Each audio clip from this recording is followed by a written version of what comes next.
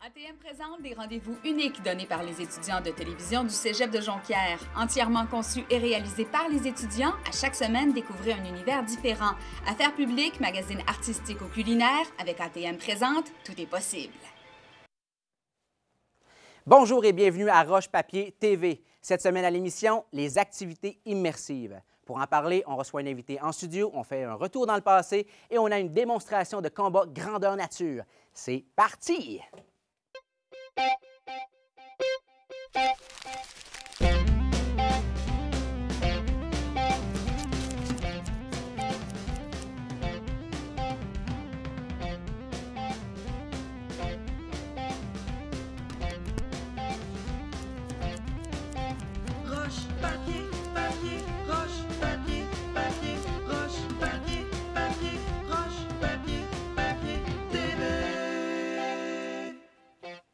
Pour mieux comprendre le vaste monde des activités immersives, j'aurai avec moi aujourd'hui Jimmy Dallaire, un des pionniers en la matière au Saguenay-Lac-Saint-Jean.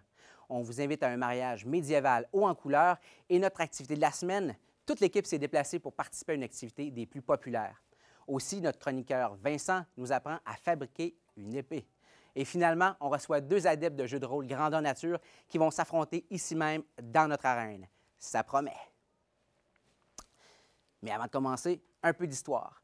De plus en plus, les gens sont à la recherche d'expériences qui ne stimulent pas seulement l'esprit, mais le corps tout entier. C'est justement ce type d'activité que l'on appelle immersive. En fait, l'homme a toujours été fasciné par le fait de jouer un rôle ou d'être dans la peau de quelqu'un d'autre. On n'a qu'à penser au théâtre pour s'apercevoir que ce n'est pas d'hier qu'on a soif de se plonger dans un univers parallèle. Les jeux de rôle classiques, ceux où on est assis autour d'une table, sont probablement les précurseurs des activités immersives d'aujourd'hui. On pense ici aux fameux Donjons et Dragons. Les jeux de vidéo ont également contribué à augmenter notre intérêt pour les expériences où l'on devient littéralement le héros de l'histoire. Ici, on a simplement à recréer virtuellement le même type d'expérience qu'un bon vieux jeu de table. Maintenant, les grandeurs nature ou les GN permettent aux joueurs de réaliser physiquement, donc réellement, les actions de leurs personnages. Encore une fois, les jeux vidéo ont su s'adapter à cette réalité en créant tout récemment une nouvelle forme d'interaction avec nos écrans de télé. Les consoles populaires utilisent désormais des capteurs de mouvement pour nous plonger encore davantage à l'action, pour nous immerger dans l'univers de nos héros favoris. C'est maintenant nous qui jouons de l'épée ou du fusil debout dans notre salon. Dans cette nouvelle vague d'activités immersives, un jeune homme s'est taillé une place de choix dans notre région. C'est justement notre invité de la semaine. Mais avant de le recevoir, on se transporte dans le passé pour atterrir au cœur du mariage de la comtesse du Sablon et du seigneur Barca.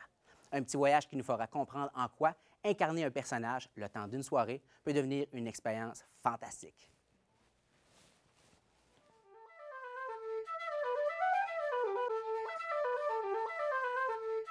Qu'est-ce qui se passe ici ce soir? En fait, c'est le mariage entre la comtesse de Sablon et le comte de Barca, qui est comme deux nobles qui vont se marier ce soir. Donc, ça va permettre de réunir là, deux portions de royaume. C'est un événement important, effectivement, puisque ça va marquer l'histoire des terres rompues. Puis ça va également permettre à un comte d'obtenir plus de pouvoir, puisqu'il va avoir une femme, donc plus d'influence dans le jeu.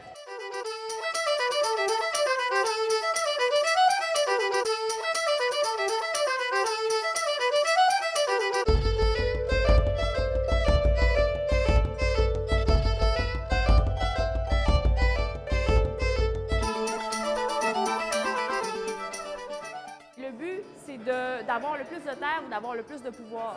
Donc, c'est un jeu de pouvoir, les terres rompues. Et l'histoire, c'est des comtes, des comtesses, des marquis, rois, ainsi de suite, ainsi que les ennemis comme les terres du chaos ou des choses comme ça qui jouent un contre l'autre. Il y a toujours le master qui fait « OK, moi j'ai un certain contrôle sur certains personnages, je vais créer des choses. » Les cartes actions font que tu en as 4, puis ça veut dire 2 semaines de temps chaque, donc 2 mois. Donc la prochaine activité est dans 2 mois. Une carte action te permet de faire des actions virtuelles. Ça veut dire, comme tu joues à risque, exemple. Il faut que tu bouges les armées. Bien, tu as un tour. Bien, moi, j'ai 4 tours que j'achète. Puis ces tours-là, je décide ce que mon personnage va faire pendant 2 semaines. La version officielle de mon personnage ce soir, c'est simple. Je m'appelle Vincent Sombreland. Puis, je suis le fils d'un noble riche qui est devenu marquis. La version non officielle, en réalité, c'est que mon père, c'est moi. C'est parce que je suis un vampire et je suis comme immortel. Je me suis basée pour créer mon personnage. On est 3 sœurs. Puis les 3 sœurs et de la famille de Pyros. On prime les péchés capitaux, donc la luxure, la gourmandise, la colère. Donc tout ce que les gens ne se permettent pas, nous, on se le permet.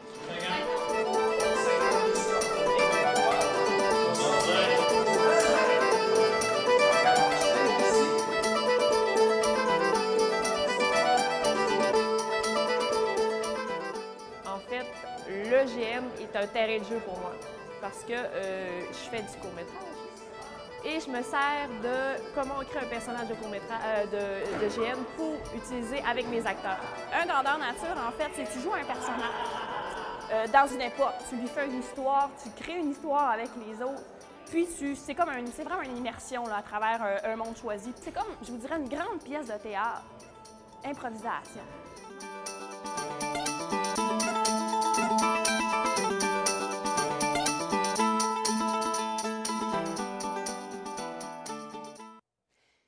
Maintenant qu'on a vu la forme la plus traditionnelle, peut-être même la plus connue des jeux de rôle immersifs, on reçoit M. Jimmy Dallaire. Bonjour. Salut Jimmy, ça va bien? En pleine forme. Propriétaire et fondateur de Adrénaline 24. Exactement. Jimmy, explique-nous un petit peu qu'est-ce que c'est Adrénaline 24, parce que c'est quelque chose de très particulier. Bien, Adrénaline 24 Productions, c'est une entreprise que j'ai fondée pour servir de laboratoire, pour développer une nouvelle forme de divertissement qu'on appelle l'activité immersive. Okay. C'est pour populariser, développer des nouveaux produits d'activité immersive. J'en vois d'ailleurs, je suis un peu distrait, mais j'en vois derrière toi, c'est très intéressant, on voit des zombies qui passent partout. C'est quoi la différence, dans le fond, avec le GN, le grandeur nature? On en parlait un petit peu tantôt, Bien, là. Le grandeur nature est souvent médiéval. Parfois, il y a d'autres thématiques. Puis, c'est pour les passionnés, vraiment, pour ceux qui s'y connaissent beaucoup. Okay. Ça demande un costume, inventer un personnage. Parfois, c'est 2-3 jours, voire une semaine complète de camping médiéval. Okay. Ce qu'Adrénaline 24 travaille, c'est de développer des divertissements, des activités immersives, mais à la portée de monsieur, madame, tout le monde, pour les néophytes, dans le fond. Donc, nous, on développe des jeux, des activités qui invitent les gens à être dans un décor avec des accessoires, des comédiens, et de vivre l'expérience plutôt que simplement la regarder sur un écran de télévision de jeux vidéo. Puis, où t'es venue cette passion-là, ou cette idée-là, dans le fond, de te lancer dans ce genre d'aventure-là? Parce que ça en est devenu une entreprise, carrément. Bien, d'où ça part, ça? De base, j'ai déjà beaucoup fait d'activités médiévales, puis je me suis dit que c'était triste, justement, que ça ne soit pas à la portée de tout le monde. Fait qu'en parlant avec des amis, j'ai développé des théories sur l'activité immersive, comment ça devrait être pour être commercial. Puis, un jour, en 2006, il y a eu un vendredi 13, soir de pleine lune. Je me suis dit, c'est une date qui n'arrive pas souvent dans une vie. Il faut que je fasse de quoi. J'ai organisé un souper suspense avec 14 amis, puis je leur ai dit, c'est comme un meurtre et mystère, mais vous jouez vous-même, puis tout peut arriver. Puis ils ont embarqué dans l'histoire. Puis j'avais 2 comédiens déguisés en zombies qui les ont attaqués durant la soirée. Ils ont dû se battre. Pas. Exactement. Puis quand ils étaient éliminés, ils se faisaient maquiller et ils retournaient en zombies. Ensuite, on a fait l'activité à 80 personnes dans un centre commercial. Il y avait une thématique aussi là-dessus. Oui, c'est ça, plus survie post-apocalyptique. On a fait une mise en quarantaine dans un ancien aréna. Donc, les gens étaient clos, ils ne pouvaient pas sortir de là. Exactement. Puis, on a fini avec une activité dans une ancienne base militaire à 230 personnes. Ah, c'est intéressant. Et puis, j'imagine que ça ne fonctionne pas toujours. C'est toujours des premières. Est-ce que ça arrive? Est-ce que tu as eu des expériences qui n'ont pas fonctionné? Bien, c'est ça. Plus parce que ça ne marche pas? Adrénaline 24, c'est un laboratoire. Donc, on expérimente beaucoup, puis les gens qui participent à ces activités-là le savent. Fait qu'ils nous laissent essayer des nouvelles choses, des nouveaux systèmes de règles, des nouvelles histoires. Donc, c'est toujours changeant, mais on s'approche d'un produit qui va pouvoir être copié, commercialisé puis refait à plus grande échelle. Vous débriefez à la fin de chaque activité. Bon, toi, ton équipe et tes collaborateurs. C'est ça. On est à la période de conception encore, là, malgré le fait que ça fait 5 ans qu'on en fait. Bien, écoute, après la pause, on va se reparler, Jimmy. On va parler de tes prochains projets. On se revoit tout de suite à la pause commerciale. Moi, j'ai fait ATM Télévision et je suis maintenant assistante à la réalisation. Moi, j'ai fait ATM Post-Production et je suis maintenant artiste en effets visuels. J'ai fait ATM Production, je suis maintenant technicienne en télévision.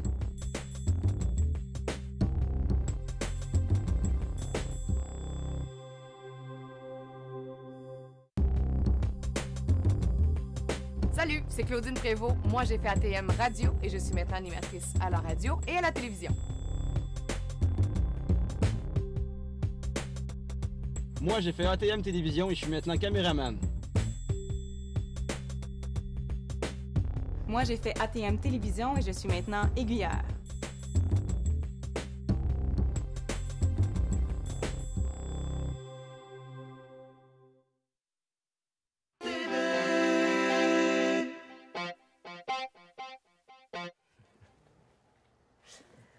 De retour avec Jimmy. Jimmy, on parlait de ce qui marchait pas dans tes expériences assez particulières. Donc, c'est accessible, c'est pour les gens. Maintenant, bon, tu es en train de peaufiner un produit assez particulier. J'aimerais ça que tu m'en parles. Oui, parce que toutes nos expérimentations débloquent sur autre chose. Les ZV13, comme on appelle, nos activités de zombies, c'est jusqu'à maintenant, ça commence à bien fonctionner. C'est beaucoup de monde, ça. C'est ça, c'est du 200 personnes. Okay. On commence avec 10 zombies. Quand ils éliminent des gens, on les fait maquiller, ils retournent dans le jeu. On finit à 10 survivants, 200 zombies. Mais ce n'est pas à la portée de tout le monde. Donc, on est en train de développer un produit plus grand public. Tout le monde aime les enquêtes, puis les CSI et tout ça. C'est très à la mode, en tout cas. Exactement. Il y a même un jeu vidéo qui est sorti dernièrement, Elle est noire, entre autres. C'est à peu près ça qu'on fait là. Les jeux vidéo ont commencé à faire, à utiliser des manettes, des contrôleurs. On bouge maintenant devant la caméra, mais ce n'est pas encore assez. Donc, nous, on s'est dit, on va faire une enquête policière où les gens sont dans la scène de crime pour vrai. Donc, on a reproduit un décor de labo médico-légal. Quand les gens entrent, il y a un comédien en policier qui les accueille. Il leur montre comment utiliser des vrais équipements de police, poudre empreinte, luminol. Et les gens vont dans une fausse scène de crime où ils trouvent des empreintes, des cheveux, des empreintes, des indices. Ils les ramènent au comédien qui joue le policier et lui le fait voir des témoignages de témoins et de suspects dans une salle d'interrogatoire qui ont été préfilmés. Ça leur donne des nouveaux indices. Ils retournent dans la scène de crime, trouvent des nouvelles preuves, les ramènent, voient des nouveaux vidéos, et ainsi de suite jusqu'à ce qu'ils aient trouvé le coupable, le meurtrier, et résolu l'enquête. Et ou ne pas, parce que ça se peut que les gens ne trouvent oui, pas tout la à fait. Là, ils peuvent accuser la mauvaise personne et avoir comme une fin alternative. À partir de là, l'idée, c'est que lorsque ce produit-là va bien fonctionner, on va créer toutes sortes de scénarios. Puis les gens, à tous les 2 mois, ça va être comme un film à l'affiche. Fait que là, les gens vont pouvoir dire « Ah, tiens, Adrénaline 24 offre là, un scénario d'enquête sur un kidnapping d'enfants. » Puis 2 mois plus tard, ça va être un autre scénario. Super. Donc, c'est à suivre bientôt, Adrénaline 24. Mais on l'a dit tantôt, les jeux de rôle, c'est immersif, ça fait bouger. Puis pour notre activité de la semaine, justement, tu vas bouger, Jimmy, justement en compagnie de notre chroniqueur maison, bonjour. Vincent. Salut Vincent, ça va bien? Ça va excellent. Super. Donc, les gars, vous êtes affrontés cette semaine avec vos équipes respectives dans un cadre bien particulier. C'est une activité immersive qui est très populaire au Canada. Ça fait quelques années déjà. Donc, assez de suspense. On va voir ça tout de suite.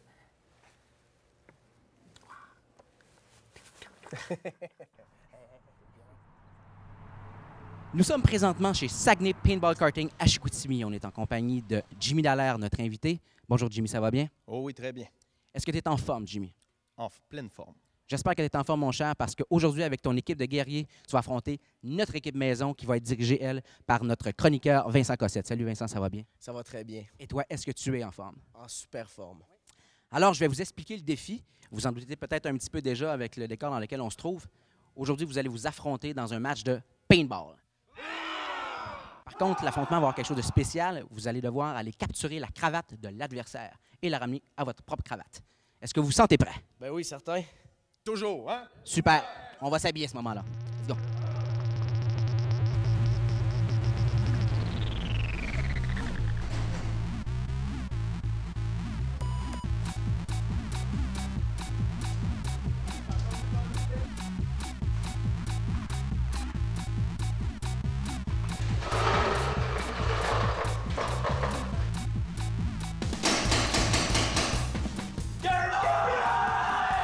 Nos 2 équipes sont préparées. Le signal de départ est donné. Allons maintenant recueillir leur impression.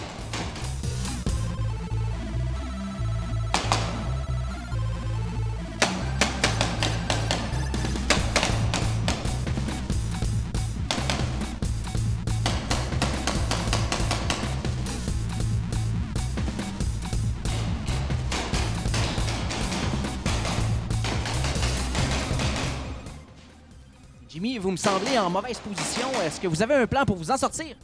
Ben, je pensais envoyer mon partner se faire tuer pendant que je fuis. Je suis pas sûr que j'embarque, moi, là. OK, changement de plan.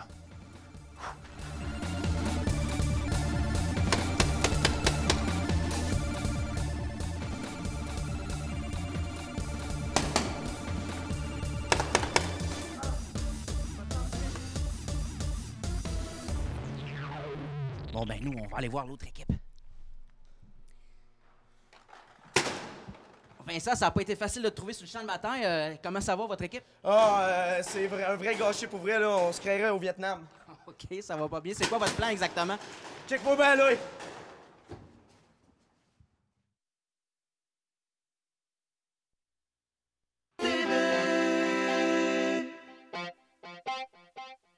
Alors, qui de Jimmy ou Vincent va ramener la cravate dans son camp? C'est ce qu'on va savoir dans quelques minutes. Le suspense perdure. Maintenant, on s'en va retrouver Vincent qui va nous faire une petite chronique bricolage et qui nous concocte une épée. Vincent? Eh oui, malheureusement, c'est pas un épée comme un forgeron. Aujourd'hui, je sors un peu votre côté aventurier et créatif pour vous montrer comment faire une arme en mousse 101, ce qui veut dire de manière plus traditionnelle, de manière maison. Donc, premièrement, en premier lieu, vous devez choisir quelle sorte d'arme vous voulez. Vous pouvez faire des haches, vous pouvez faire des arcs, vous pouvez faire des lances. Mais nous, aujourd'hui, ce qu'on va faire, c'est une épée en mousse. Comme vous pouvez voir sur la table, vous pouvez voir les différents matériaux qu'on a besoin. On a besoin de tuyaux de PVC. Et ce qui est important quand vous prenez le tuyau de PVC, c'est que vos doigts, il faut qu'ils aient touché à la paume pour qu'il y ait un bon grip. Sinon, eh bien, on a besoin de mousse. Mousse de tuyau, de n'importe quelle mousse, en autant que ça ne blesse pas l'autre personne. C'est ça qu'on a besoin. Et pour ce qui est de la colle, on a besoin de colle de PVC et de ruban adhésif. Pour ce qui est du ruban adhésif, vous n'êtes pas obligé de prendre le duct tape, parce que le duct tape, oui, c'est gris, oui, c'est pour la lame, mais vous avez d'autres couleurs aussi. Donc, première étape, ce qu'on fait, c'est qu'à l'aide de la colle, on enduit le tuyau de PVC.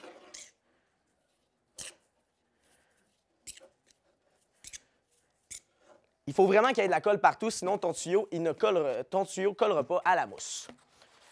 Quand ça c'est fait, on installe la mousse sur le tuyau et on serre la mousse pour qu'elle reste le plus collée possible. Quand la première couche est faite, on starte la deuxième couche avec de la colle à l'intérieur de la mousse encore. Et on l'installe, notre deuxième couche, dessus. Ce qui est important, c'est de vraiment coller la deuxième couche sur la première, parce que s'il y a de l'espace entre la première et la deuxième couche, votre épée, eh bien, va se briser plus rapidement. Quand ça c'est fait, tadam, vous avez, je suis un petit rapide, moi, vous avez deux couches juste ici avec la poignée. La poignée, c'est important, vous devez laisser de l'espace dans la poignée, sinon, vous allez vous faire mal. Et quand, eh bien, vous avez fait du tape et tout ça, vous avez votre grande épée ici. Vous pouvez aller combattre maintenant et sortir votre personnage comme ça. Alors, à toi, Mathieu. Merci beaucoup, Vincent. Ça me semble très constructif ce que tu as fait. Garde ton épée de côté, ça pourrait nous servir tout à l'heure. On s'en va voir la conclusion de notre activité de la semaine.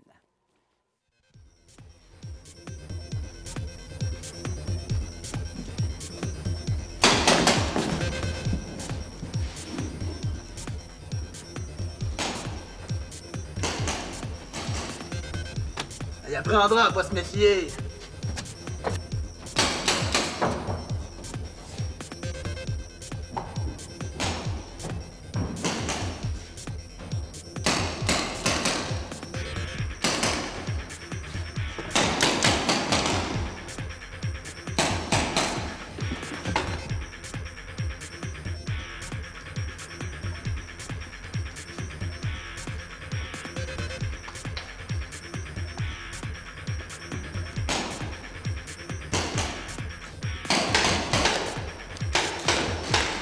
Vous ne passerez pas! OK, venez-vous-en avec moi. Jimmy, qu'est-ce qui se passe présentement? OK, faites bien attention. On s'en va chercher le drapeau.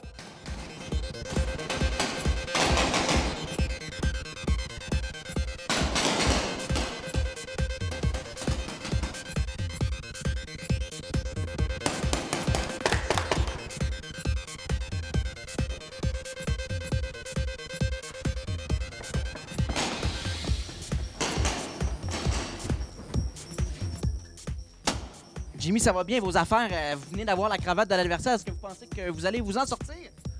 Le plus dur reste à venir. La rapporter de notre côté.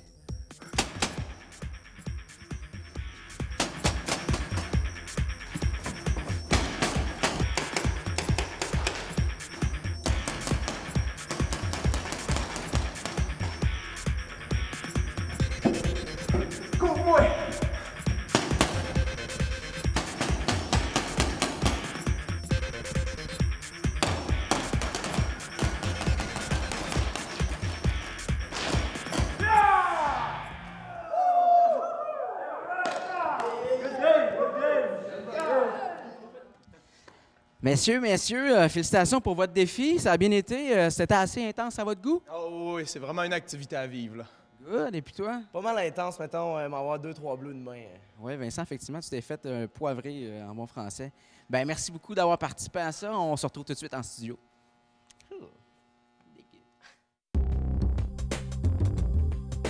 Moi, c'est pour être éclairagiste.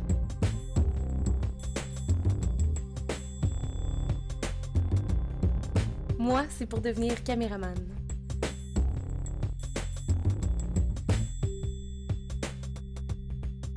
Moi, c'est pour créer des effets spéciaux.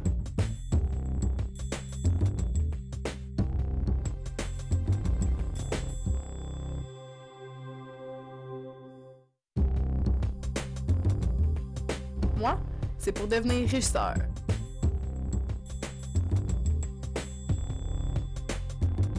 Moi, c'est pour devenir aiguilleur.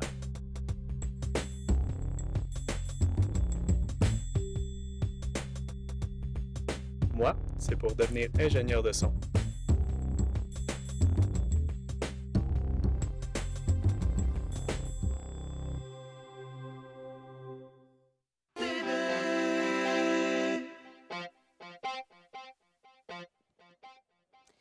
C'était vraiment une activité très intense, l'activité de la semaine, le paintball. Moi, j'en ai pas eu sur moi, mais je sais que les gars ont eu des petits bleus un petit peu partout le lendemain. Jimmy, ton impression, en fait, est-ce que tu aimes mieux combattre des zombies ou des soldats comme ça avec des... Je te dirais que c'est dur à départager. Les zombies sont effrayants puis nombreux, mais ils courent pas puis ils tirent pas de loin. Fait que je vais rester avec mes zombies. C'est bon. Écoute, avec ton expérience des GN, tu vas être en mesure de bien juger la prochaine performance qu'on va avoir. Okay. En fait, qu'on a convoqué en duel. Je ne sais pas si ça se dit comme ça, mais on provoque en duel deux guerriers qui vont nous faire une démonstration de combat grandeur nature. Donc, la même chose qui se passe dans les grands événements. Donc, reste ici. Je vais aller les rejoindre. Je vais leur parler un petit peu. Mais regarde bien leur performance parce qu'on aura peut-être... en fait, on va avoir à remettre la couronne de l'émission au grand gagnant. C'est bon. Alors, je me déplace pour rencontrer nos deux guerriers. Bonjour, messieurs. Alors, j'ai Carl et Jean-Philippe. Bonjour, bonjour. Ça va bien? Très bien. Oui, bien, vous êtes des adeptes depuis plusieurs années, justement, des grandeurs nature, des combats, des jeux de rôle. Ça fait combien de temps que vous pratiquez ce loisir-là? Je dirais une dizaine d'années, de manière plus ou moins intensive. Oui, toi aussi? Oui, 10 ans à peu près aussi. Je dis de loisir, mais c'est presque un sport parce que j'imagine que c'est assez physique. Et on me dit qu'il y a deux types de façons de jouer, si on veut, là. Deux façons. La première, c'est quoi, Carl? Ce qu'on appelle un point de vie, c'est le personnage, pierrier, mage, peu importe, a un nombre de points de vie, 10, 15, 20, 30 selon le système. Puis la personne peut se battre tant et aussi longtemps qu'elle a des points de vie.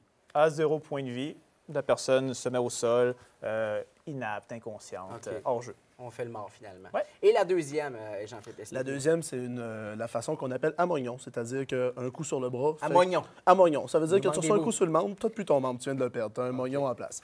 Donc, la façon, ça fait que les combats sont plus rapides. En même temps, tu es capable de plus facilement tuer quelqu'un rapidement, mais l'inverse est vrai aussi. Donc, c'est des combats qui sont plus stratégiques, plus difficiles un peu, façon cardio. Et j'imagine qu'ils sont davantage spectaculaires également. Exactement. Super. Et est-ce qu'on peut vous demander de faire ce type de combat-là maintenant? Oui, on va te faire ça. Bien, mettez-vous en place. Moi, je retourne quand même sur le trône pour qu'on puisse juger appropriément. Alors, puisque c'est très rapide, on va faire une 2 de 3. On va partir... Alors, bon combat. Merci. On voit déjà qu'il y a deux styles de combat différents. Les armes longues permettent d'être plus offensifs, puis le bouclier plus défensif, on a une meilleure évidemment. portée, là. Exactement. Donc... Ça va vite, hein? Oui, bien, c'est beaucoup basé sur les réflexes. Puis, évidemment, comme là, ici, on vient de perdre la jambe. C'est un des points faibles des boucliers ronds comme ça. Puis avec une arme d'allon, il y a moyen, donc il faut toujours se surveiller, se protéger. Et voilà, ouverture. Premier point pour Jean-Philippe. Premier match. Bon. Donc, on a le temps encore pour deux autres belles Puis des duels comme ça, c'est pas que ça qui se fait en GN. Il y a aussi des guerres. Les gens sont plus nombreux. Genre, même à Shawinigan, il y a une activité qui s'appelle Bicoline où les gens se rendent jusqu'à... Oh! 1 point pour Carl. On a manqué de tuer un caméraman au passage, d'ailleurs. C'est ça, les gens vont jusqu'à être 500 contre 500. Donc ça se rentre dedans, littéralement. Là. Oui, avec des lignes de boucliers, des archers qui ont des flèches en mousse. Donc, il y a tous les styles de combat possibles. Moi-même, je suis à l'arbalète normalement. À l'arbalète? Oui. Avec des flèches en mousse? Oui, exactement. Tout est sécuritaire. Il y a même des compagnies qui fabriquent ce genre d'armes en mousse-là. Comme on voit Jean-Philippe a une arme qui a été fabriquée maison, alors que Carl a une arme fabriquée par une compagnie de latex. Là. Oh, il a perdu un bras. Le bouclier. Exactement. Donc là, l'arme d'Allon a l'avantage. Est-ce qu'il va s'en servir? Oh, une jambe en moins. Oh, et voilà. Combat terminé. Bravo. C'est terminé? Alors, on a un gagnant. Oh, oui. Super. On va s'avancer, là, Jimmy. On va essayer de le faire de façon très solennelle, puisqu'on a maintenant un nouveau seigneur. Bon combat. Alors voilà, Jean-Philippe, nous allons te nommer chevalier de Roche-Papier. C'est un honneur. Voilà. Félicitations. Voilà. Super. Merci beaucoup, messieurs les guerriers. C'était très, très intéressant de nous avoir montré cette démonstration-là. C'était un très beau loisir. Merci, Jimmy, d'être venu à l'émission aujourd'hui. C'est passionnant, en fait. C'est une belle passion. On va suivre tes péripéties, on peut appeler ça comme ça, et les prochains épisodes de tes jeux de rôle, c'est ça. Si on veut. Sur ton site Internet? Oui, adrénaline24.com ou encore sur Facebook. Super. Merci beaucoup. On se revoit à la prochaine. Bye-bye. Merci d'avoir été là. Super. Bye.